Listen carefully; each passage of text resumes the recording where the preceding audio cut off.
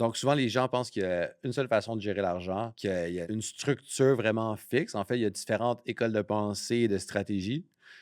Donc, une des premières stratégies, il y a la gestion passive, c'est buy and hold. On achète et on garde sur le long terme, on ne touche pas trop.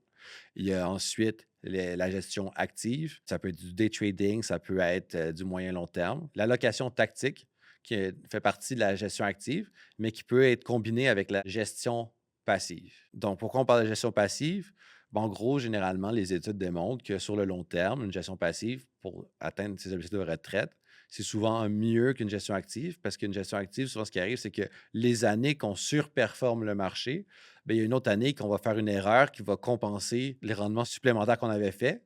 Et donc, en moyenne, ça va revenir au même et potentiellement plus bas que pour la gestion passive parce que malgré les rendements peut-être largement supérieurs, il y a aussi plus de frais associés parce que ça demande plus de transactions. Donc, ça crée des gains capitaux aussi, ça crée ben, de l'impôt, ça crée des coûts de transaction, de commission. Et pour un portefeuille de retraite, généralement, l'approche qui est privilégiée, c'est une gestion plus passive avec une touche d'allocation tactique.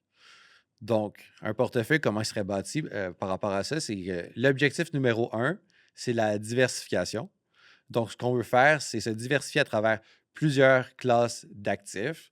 Donc, il y en a trois principales. Il y a les euh, actions à la bourse, donc l'équité. Il y a ensuite les obligations ou le revenu fixe, en fait. Le revenu fixe inclut les obligations et d'autres formes de produits financiers qui génèrent des revenus. Et ensuite, les liquidités, donc l'argent comptant dans le compte. Et un portefeuille, ben, on veut en avoir un peu des trois.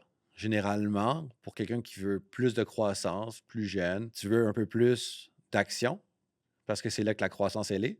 Et les obligations, c'est plus la partie sécuritaire du portefeuille pour protéger le portefeuille. L'idée, c'est que quand la bourse baisse ou les actions baissent, en fait, ce qu'on veut, c'est que la partie revenu fixe aide à absorber une partie de cette baisse-là, soit en augmentant ou en préservant l'argent. Et ensuite de ça, pour se diversifier encore plus, on en regarde à travers les zones géographiques. Donc, on investit au Canada, aux États-Unis, en Europe, en Asie, dans les pays émergents, dans les pays développés. Ensuite de ça, ben, quand on a décidé c'était quoi la meilleure allocation géographique selon nos objectifs, ça va être ensuite de choisir les industries dans lesquelles on veut s'investir. Parce que, dépendant du profil de risque de chaque personne, ça peut changer complètement la stratégie.